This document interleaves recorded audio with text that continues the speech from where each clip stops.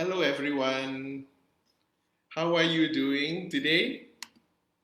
I hope all is good. Hi Zamil. I see many friends here also today. Hi Dr. Indra. How's Germany today? How's the weather there? It's I nice, should learn a sunny. few phrases in German. Yeah. So very nice to see everyone online. And also, so today let's welcome our guest speaker, Miss Srinakorn of Peng.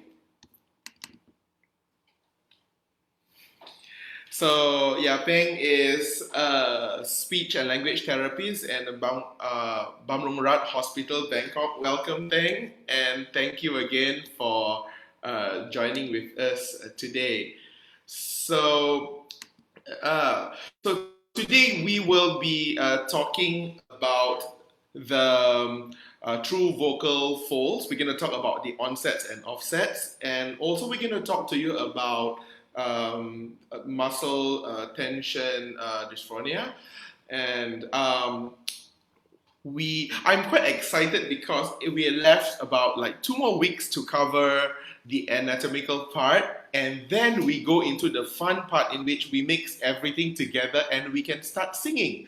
And during those time we will invite anyone who wants to sing, and we're going to master class you, and we're going to get things done. So it's going to be a very interesting session after 2 more weeks. And also, I think next week we have Dr. Indra from in Germany. He's going to share with us about beatboxing. And then the week after next, we will have Miss Rad as well sharing with us on another issue of the voice, and I think we'll be talking about younger children's voice. So it's just getting exciting. So before we start, shall we all warm up our voice a little bit?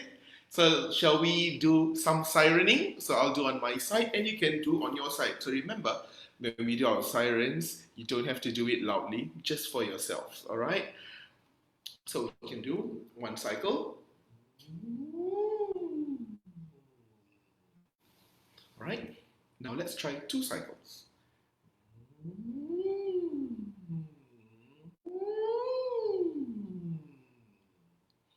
Now let's try multiple cycles, okay? Now do only at the most comfortable vocal effort. So now you can try and sing up right to the top and try and go right to the bottom of your range. All right, so let's try it.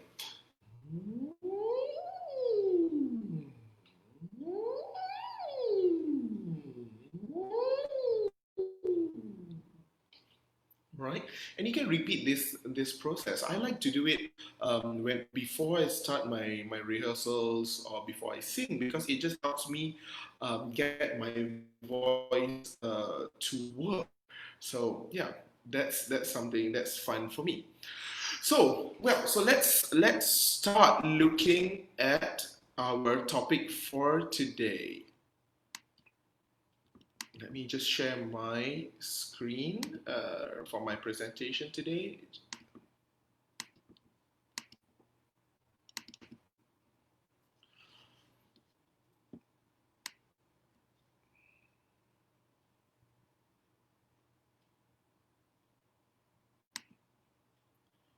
Okay, so can you see this one? Can you see it on True Vocal Folds?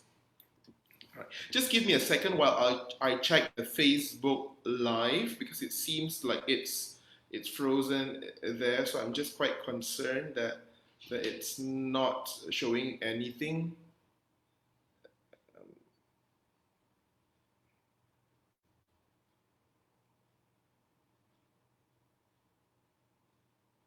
Because it seems okay, it's working. It's working. So just let me adjust this for a moment in case some people have any questions or comments on Facebook. I could see what's happening. All right, I'm ready for you now. So we are going to talk today about the true vocal folds, onset and offset. So if you remember, the vocal folds is the source of your sound. That's where your sound is produced through vibrations. So let's see. Okay, so what are onsets and offsets? First thing, do you guys remember we talked about there are the true vocal folds and the false vocal folds that sits on top of one another. So the true vocal folds sit below the false vocal folds. And last week we talked about the false vocal folds, yeah. And now we are going into the true vocal folds. So onsets and offsets. So onsets is when we begin a sound, and offsets is when we stop the sound or we end the sound when we are singing or when we are doing some phonation. All right. So there are three different types of onsets and offsets. Now, in which I like to point in this slide, and you can see the second and third one. It's the same, but only slight variant of it. So for the purpose of this voice clinic, I will do only one style of aspirate onset, which is the aspirate abrupt. Okay, so let's look at it. So glottal onset. So glottal onset, what happens is that, okay, our vocal folds, it will close a longer time, and air pressure will build up at the bottom, and then it comes out.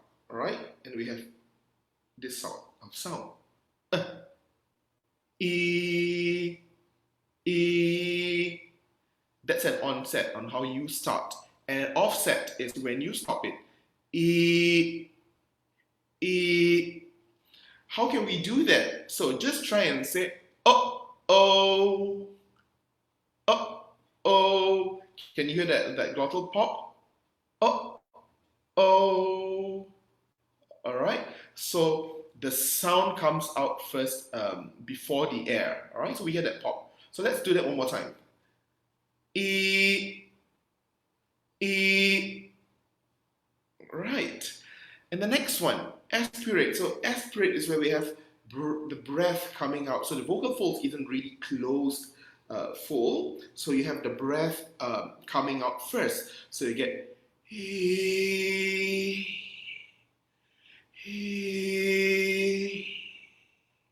It's a breathy sound.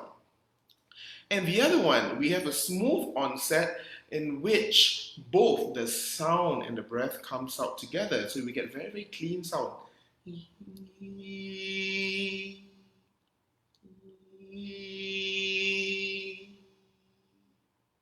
All right, can we try and do all three? Let's try first with the glottal onset. Let's do E, R, and U. Let's do it together. So, E, R, U. All right, that's glottal. So we find glottal a lot when we are having vowels. For example, A, E, I, O, U. E, R, U, E, O. Right? So with this, each time when I'm teaching singing, especially with our students here in Malaysia, students tend to break the sounds. For example, if I go, students will sing, if I go. So you will hear there's very, very abrupt stops or cuts in the phrase. So in which I tell the singers usually to bring forward the last consonant. So you'll get if I go. All right, so we have that. That's an example of a glottal onset. I eat ice cream. All right, so then you have the smooth one, which I like a lot, the smooth one, because when you sing that we don't have lots of abrupt cuts in between. All right, so glottal onsets, offsets, aspirate abrupt, and then we have also the smooth onset. Now, for those of you who have done the Estille course, of course, we have the aspirate gradual, right? That we have the he, ha, who. So it's more of much more gradual breath coming out of that. All right. And here I will show you, so we can see, so this is the chart again. So this is your epiglottis, and then, so this is the false vocal folds, which is on top. And this is the true vocal folds, which sits below the false vocal folds. All right, okay. So we are talking about this ones. So we're gonna look at the video shortly. So you can look again. So this is the front. So this is your epiglottis. This is the false vocal folds at the side, and this is the true vocal folds, the one in white here. These are your arytenoids, and of course, here is your windpipe, your trachea, which goes inside. Okay, so this is the one that is going to vibrate. So if it's glottal onset, this vocal folds, this true vocal folds will come in the middle, it stays slightly longer, it builds the air, and then it pops out. Okay, so if it's aspirate, it closes, but there will still be a slight gap in between, more towards the back here, and then less to the front. And then this one will produce a breathy sound. And for a smooth one, so this vocal folds will meet in the center and has full closure, but it is longer and produces, and the air together with the sound comes out together, and it gives you a very, very smooth and soothing start of your sound. All right, and here we have it. So what do we see? So we have glottal, we have aspirate and smooth. So what do we hear? So in the glottal onset, we hear a popping or a stopping sound. So the pop is when you start the sound, and the stop is when you end the sound. E, U, okay? And then we will hear the aspirate, which is silent H, right? Hey, like going someone, hey, he, ha. And the smooth, like go, yay, yeah, like the word yellow, okay? So let's see, what do we feel? Remember, when we're doing voice science, it's important to know how we feel about it when we're doing it. So when we're doing glottal, what do we feel? Are we holding our breath before or after the sound? Think about that. And when we're doing aspirate, he, ha, who. So what do we feel? What do we hear? And then the last one, smooth. He, la, woo. So where do we feel the effort in the neck, the roof of the mouth, or the torso? Right. So let's go on. And here we have a video of how it looks like when it's under the camera.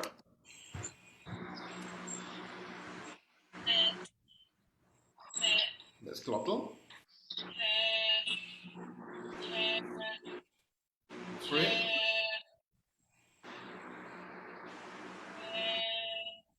Smooth. Sorry, that was an abrupt aspirate and going into a smooth after this.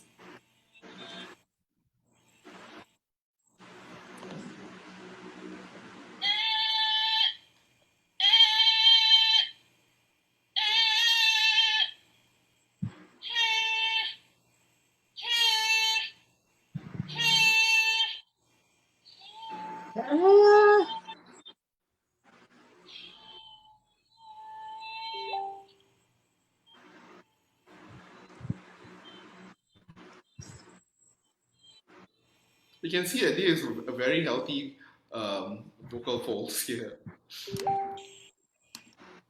Okay, application. Hang on. What's happening? Okay, so this is the important part. So if you know how to make it, you know how to produce those onsets and offsets. So what, right? So the application is very, very important. So let's look at it. So it says, so Joel Steele says, note that movement of the true vocal folds and the movement of the breath can be controlled independently and coordinated in different ways. Yes, we can do that. And also that onsets can influence the tone that follows, right? So this is part of the dynamic nature of the voice production, all right? And so let's try and look and she also says, know that any onset can be used to initiate a tone in any true vocal folds body cover. We haven't done body cover, in which we'll cover that next week together with Dr. Indra. So this is another demonstration of independent control or a skill required as a craft is mastered. So let's try. So the sample exercise: try singing "Happy Birthday" with different onsets. So replace the consonants at the start of each note with the 4 different onsets. We're going to do only 3 onsets. So repeat the process in the remaining ones or remaining onsets. Okay, so let's try. So can we do ooh, ooh.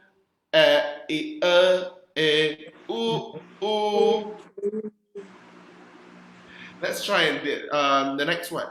Happy birthday to you. Let's be Marilyn Monroe's. Happy birthday to you. Now the nice one is each time when they have the chorus and they show about Marilyn Monroe singing Happy Birthday to the President, right? Happy birthday, Mr. President. We get lots of that breath going on. And we have the next one. Let's try it with smooth onset. Happy birthday to you. Happy birthday to you. Smooth. So which one do you like best? So remember, in voice signs, we don't want to say which is right, which is wrong, because everyone feels it differently. And as long as you're doing it safely and not causing any vocal injuries, that's fine.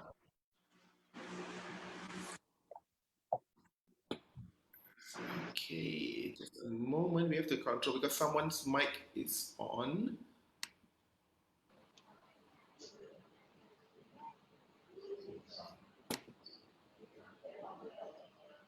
Yeah, can we ask everyone to mute yourselves and only unmute when you're speaking? All right, so that's the end of my part on the true vocal folds, onsets and offsets. It's really a very, very simple one, and you use these onsets and offsets daily in your singing or in your speaking. So now the next time when you start singing, so notice what kinds of onsets are you doing. Are you the type that enunciate all the onsets, the glottal onsets, each time you have a vowel? If I should stay, or you're doing if I. So which is which? Or are you the type which does if I with a very breathy tone? So look at it. It's something very interesting to look upon, and especially for choirs, if there are choir directors here, when you are when dealing with choir, it's important to synchronize all these onsets and offsets, especially if you're doing lots of classical works. When I say classical, it covers contemporary, modern writing in classical style. Okay, so it's very important, especially when there are lots of vowels, words that start with vowels, because you want the entire choir to be sounding the same, and we have to look at the shape of the vowels. Well, so if you have any questions on the true vocal folds, the onsets and offsets, keep it first, write it down, and we will take your questions during the Q&A session in the end. So now let me welcome Ms. Srinakorn Openg to share her topic today. So welcome, Peng. Hi everyone. Can you hear me well? Let me pull out your slide. Okay. Okay. Okay. All right. All yours, Peng. Okay. We talk about spasmodic dysphonia and muscle tension dysphonia. If you do not know what is dysphonia, it's more like when your vocal cords squeeze together a lot, and then it cannot work in a dynamic way. So the sound would be on and off or breathy. It's like more like that. Okay. So the next, please. Okay. Next slide. Hang on. Okay. So we have two kinds of dysphonia. We start with the spasmodic one. This is more about, as you can see, it's not of the laryngeal dystonia, but this is more about a neurological problem more than the muscle problem itself. So because you know that the muscle is controlled by the the neural pathway, right? So sometimes it's hard to distinguish between MTD and spasmodic and muscle tension dysphonia, because normally they come together. Like sometimes it's one happen and then it causes another. Sometimes, but sometimes you can distinguish between them easily. Okay. So, but as you said that the results in breaks or interruption in the voice, often very few sentences, which can make the person hard to understand. Like I said, when you say something like, if I want to say hello, and sometimes my hello might be like hello, and then the next one maybe the sound come back good, but then sometimes it go back something like this without controlling. Like they cannot control it. Okay. So can we have next slide, please? Sure. And how about the muscle tension dysphonia? It's more about the muscle, okay, that control the voice. And you can see that when the muscle squeeze or do strain or become tense, it's very hard to make the sound because they are squeezed together because the imbalance. So the vibration, they cannot vibrate well. That's why the voice will come in and out, in and out. Like you lost your voice, the voice back, and it can have like three more. Sometimes you feel like, oh, do they have Parkinson because it's three more as well.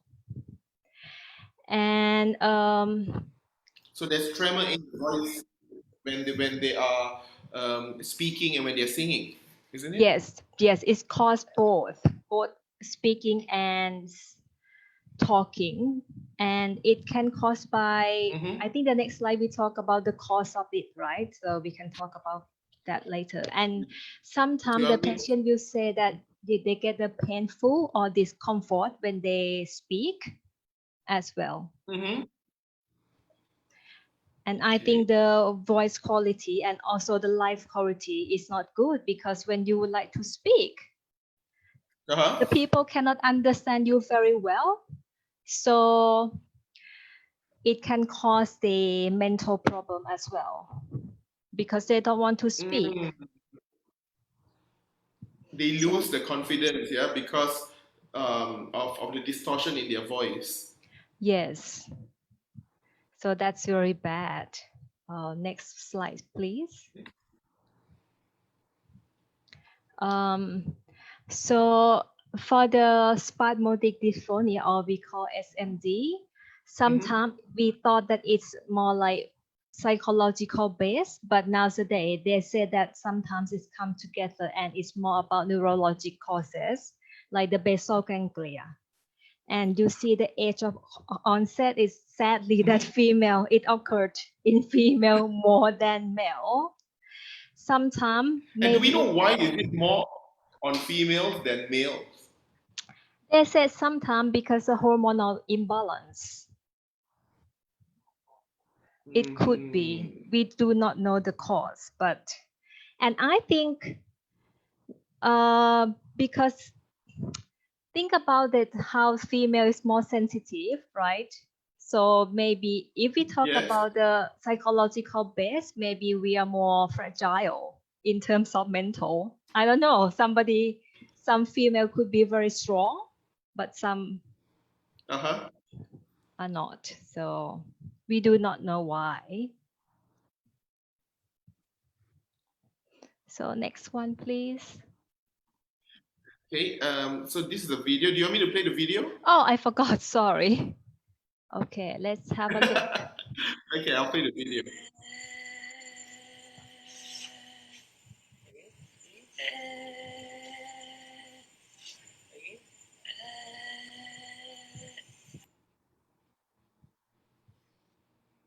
Can you hear very Right. well? It's like, go ahead. Yes. And also this one, it doesn't have full closure, isn't it? Yes, it cannot. And I think when it closes, it doesn't close in the way that is asymmetric close. So it doesn't close together in the right rhythm. And we can see like every point is going above the other one. Yes, because it's squeezing, right? The way that you squeeze. And okay, let's talk about the muscle tension dysphonia. So of course, the stress can cause it. If you believe it or not, it's said that can be caused by stress or anxiety. Under period of stress, the muscle that control the vocal cord become tense. So it's getting squeezed as well. And also it can cause, excuse me, following an upper respiratory illness such as cold or flu.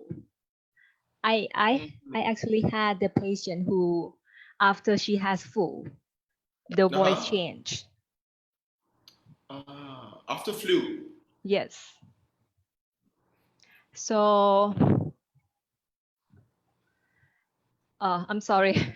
I didn't rate it for you guys because I think you can rate it also. I just add something more. Okay. Okay.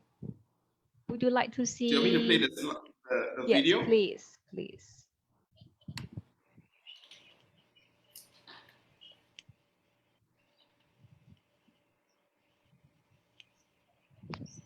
I just love to see these videos on how they put the cameras in, but it's not a very nice feeling. I don't know if some of you have tried it and like it. I certainly don't.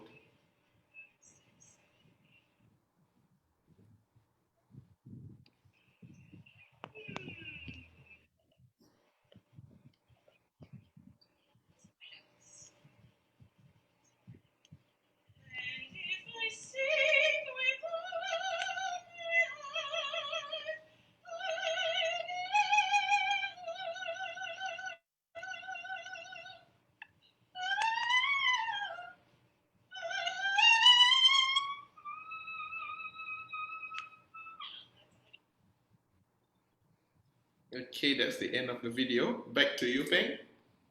Okay. You can hear that the voice is a little bit shaking, right? And but I think most of people, they said when they go up to the high pitch, they can control better. But still, when they like in normal and why is they it so? have problem. Say that again, please. And why is it so that and why is it so that it's easier to control on a higher pitch compared to a lower pitch? I think because when you like make it thinner, when you go up, it's thinner, so the mass is not heavy, right? So once you get that, I think it's easier to control, but you cannot do it for a long time. You get fatigue. It would be like short term. And because they cannot really. Is it a long-term effect or a short-term effect? For what? For the dysphonia. For muscle tension dysphonia. It's quite long effect. It's not easy to fix. And somebody might respond, like for the muscle tension dysphonia, it's more the response to the speech therapy is better than the spasmodic one. However, Mm. you may need like Mhm. Botox or other therapy as well. Aha.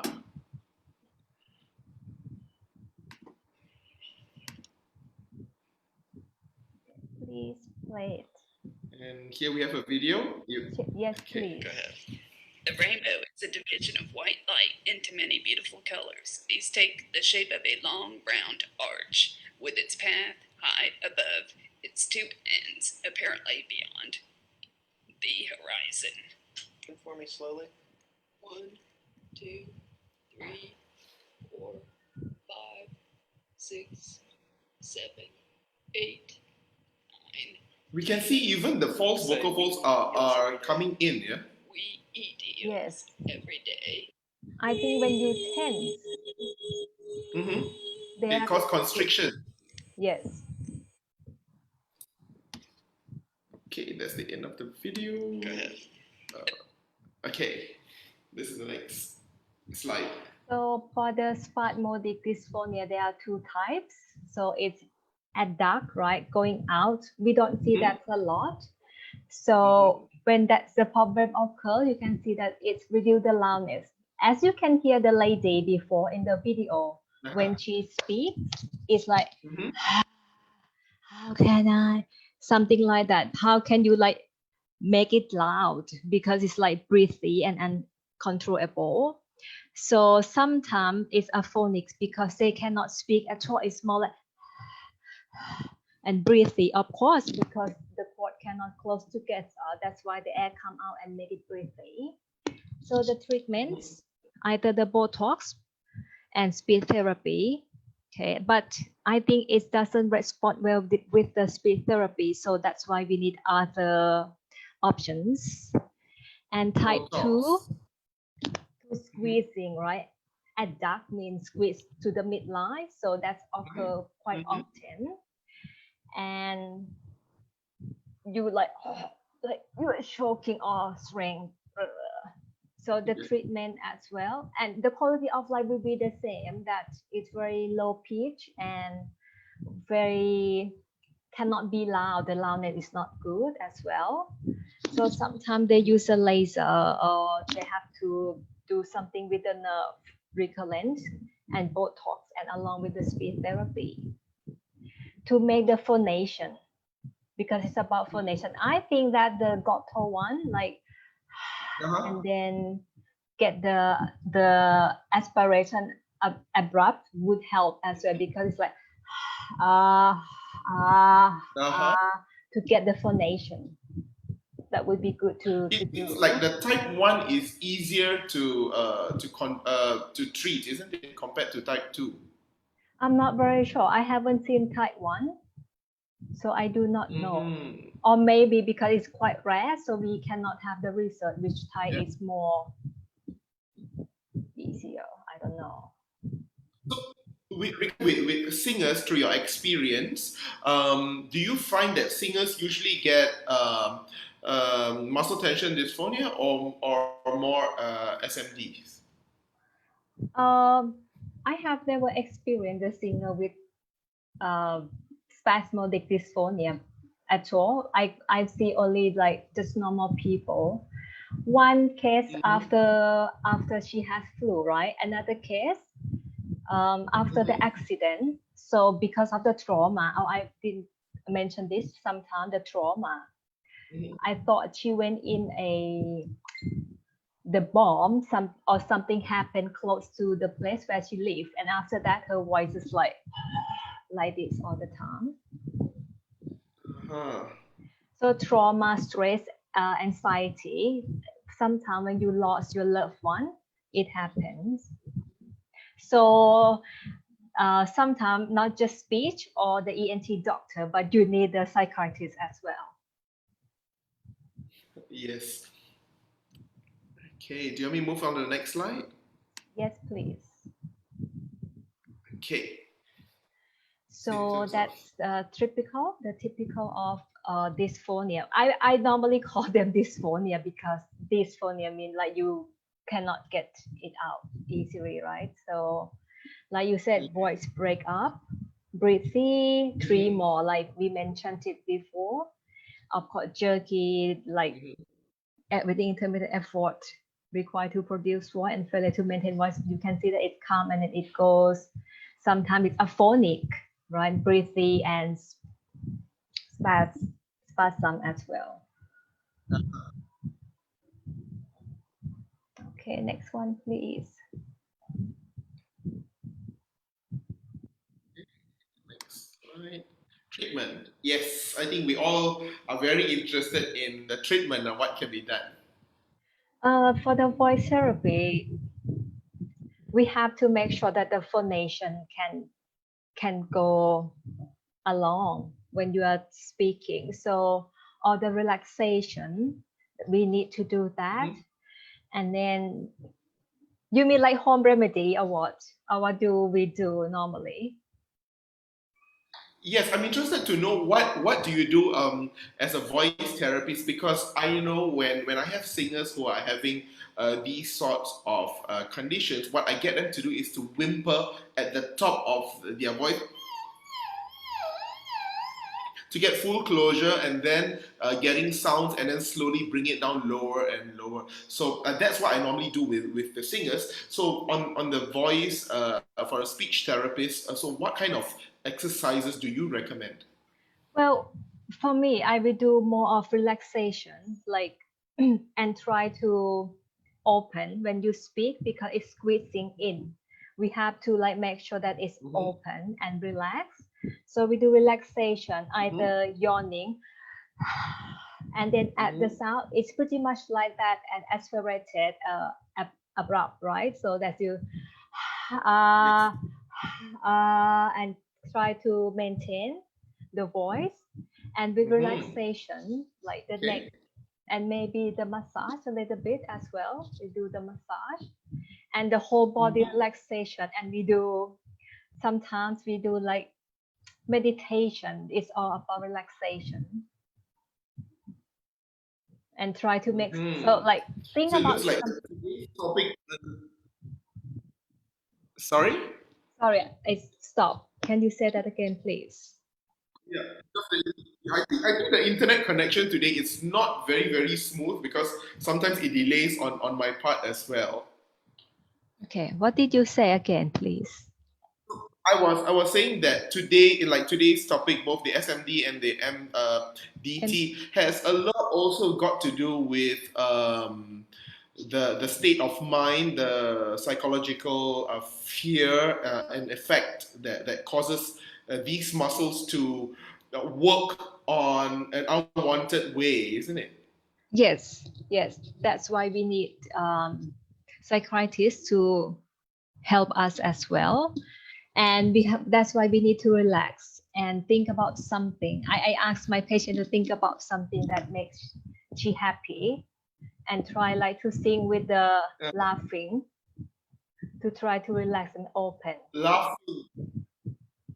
Speaking about laughing, I was just looking on YouTube, and I came across this yogi that does laughing yoga. So I was thinking, maybe I should start doing laughing yoga as well. Because looking at today's topic, it's like I think a lot of singers these days, especially in MCO, are feeling so stressed. Voice teachers, singers, all of us who are in the industry which are affected. There is no performance going on live.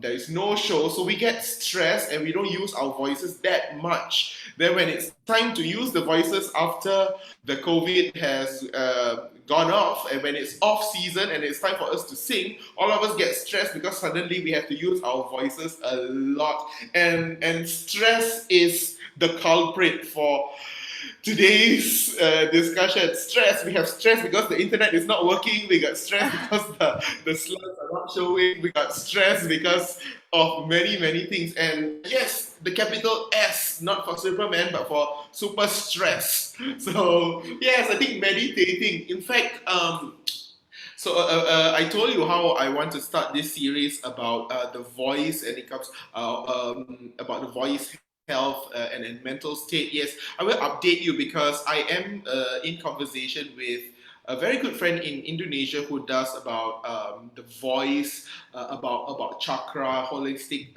stuff. So yeah, we are working that out. It won't be like a many long series thing. It'll be a couple of series in which she explores the your aura and also talking about the voice chakra, in which I find it very, very useful. I will share with you once I have more information at that, because we are still at a collaborative stage at the moment, and she is sharing with me about the voice chakra. She wants me to work out some exercises with that, which I thought it's fantastic, because I would like to know as well. So if people are working with this mind control, relaxation, and how it could relate to what we do with the voice, and how we could use our vocal tract also to work with our mind. So I'm very interested. I promise I will update you about that. Well, so shall we? Let's see. Oh, that's the end of the slide. Yes. Okay. So, like you said, So, mhm.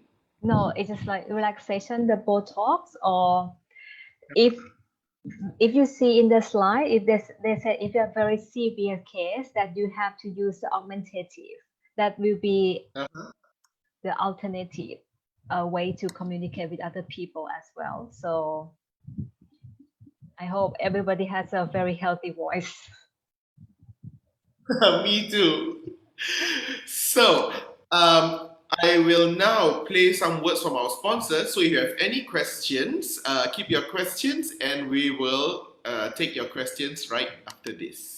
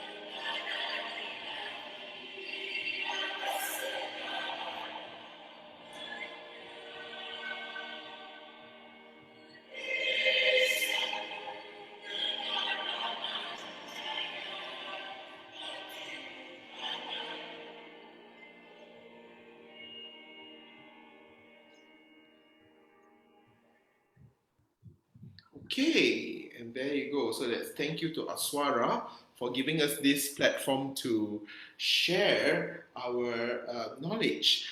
So we open for questions now, and we take question number one. Hazrik. Hi, Dr. Casey, Miss Tang, and everyone. Hi. Hello. I got about 2 questions. So first of all, I would like to ask Miss Tang regarding how do I differentiate the muscle tension dysphonia and also the spasmodic dysphonia in terms of the sign and symptom, because it seems to be overlap. And the second one, it is interesting to know that there is stress-based causes for muscle tension dysphonia, because currently I'm in secretary posting. I'm a medical student currently in secretary posting, and it is I would like to know how long should they have that stress before they can develop into the symptom of the muscle tension dysphonia. Let's talk about the first one, how to diagnose MTD out of the SMD, right? Well, we have to ask about the history. Okay, that's for speech part. We have to ask about history, and then we will see. Actually, we have to look at the if we have the match sheet, we check the that can really check the shimmer jitter, that kinds of stuff in the clinic, that we have to check that. And also we have to see when they speak, like the voice, how I would say that how the quality of the voice. And then the mainly will be the doctor who look up. And also in some cases we have to do MRI to differentiate it between them.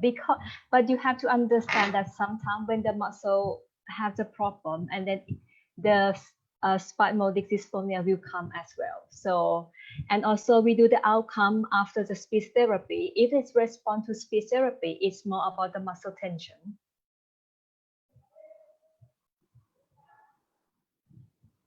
So does that mean the symptoms are overlap between those two? Yes, yes, it can be overlap.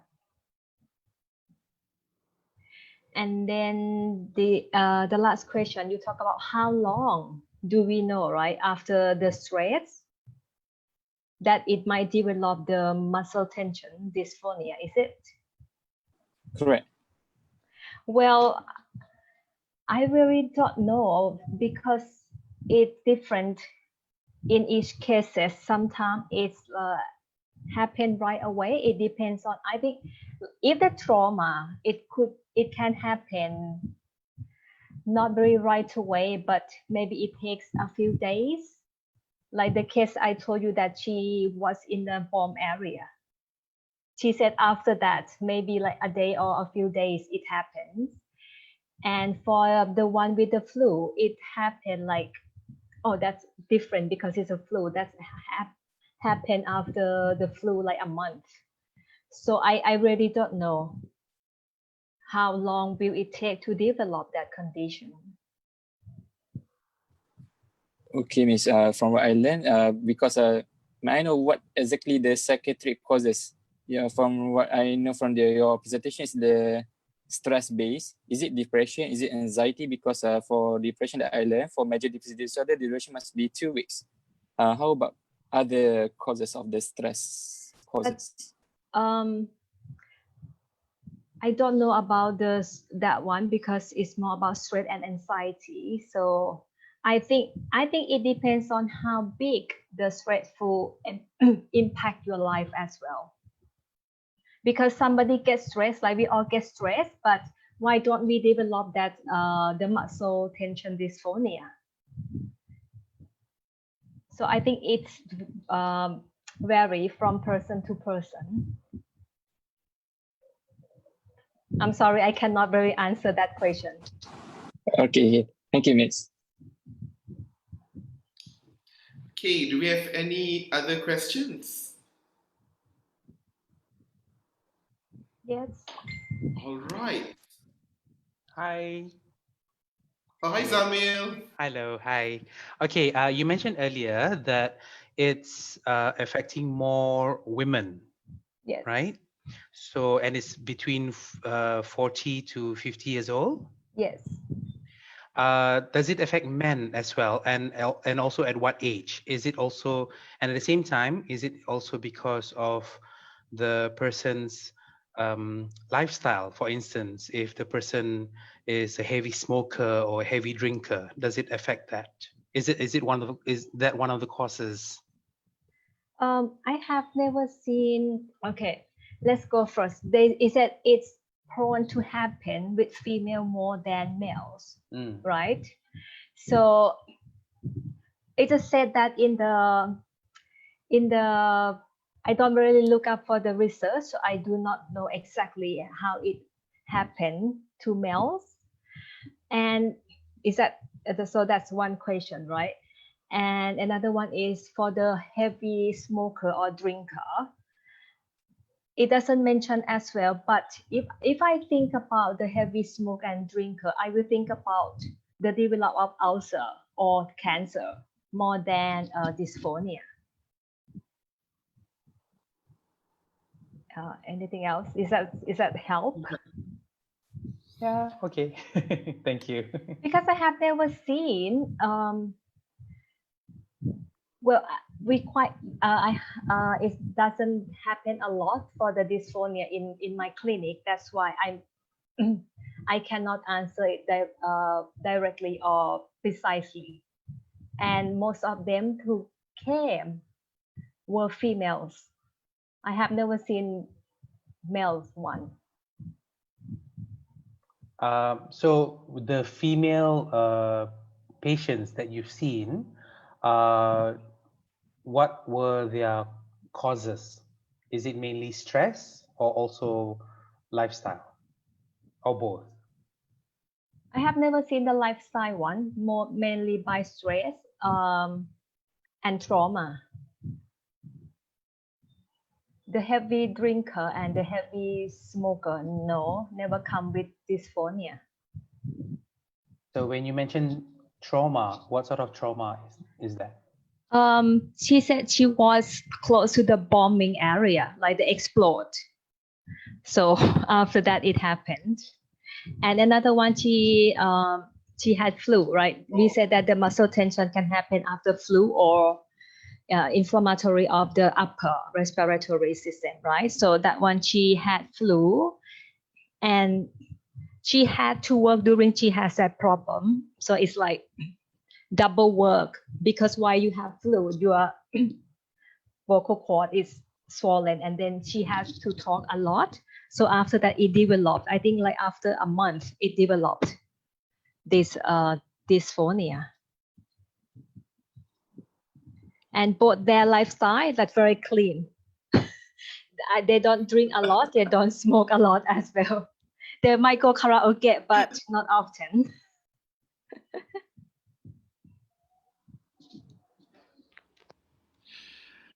Okay, so yes, Hasri. Okay, thank you, Miss. I would like to ask one more question for Dr. Casey. I would like to know what are the difference between the exercise that we have for true vocal cords and false vocal cords, and what are the importance for singers for the exercises? Well, for exercise, we don't really do exercise that much. So what I think you might be referring is like the warming ups when we do before we sing and preparing the voice. Yeah.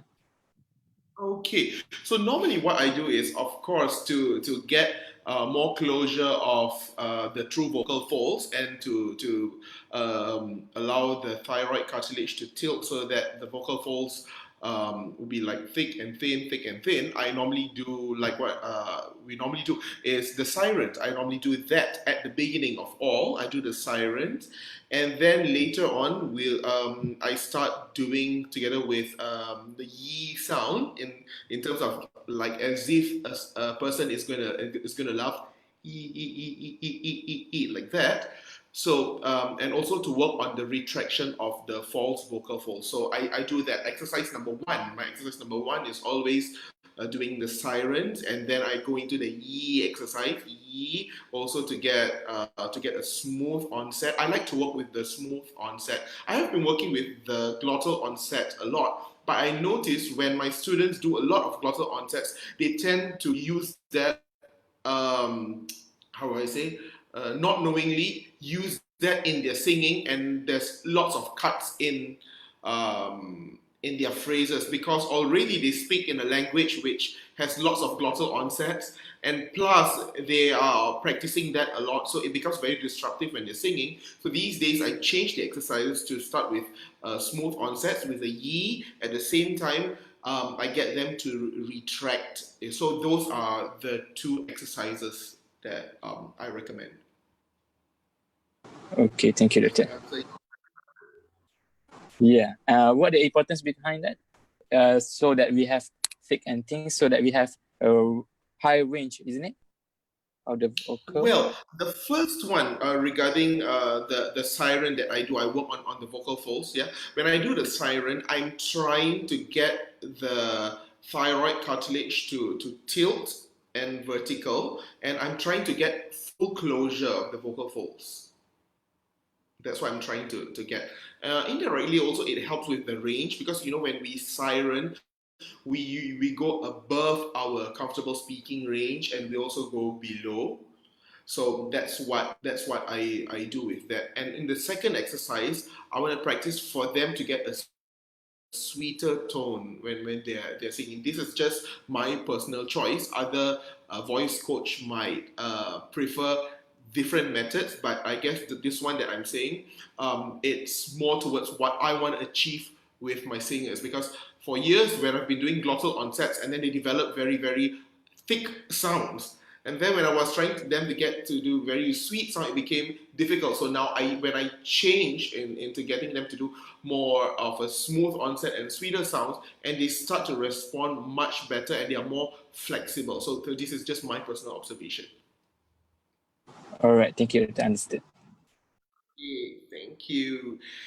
So before we end, if there is any final questions?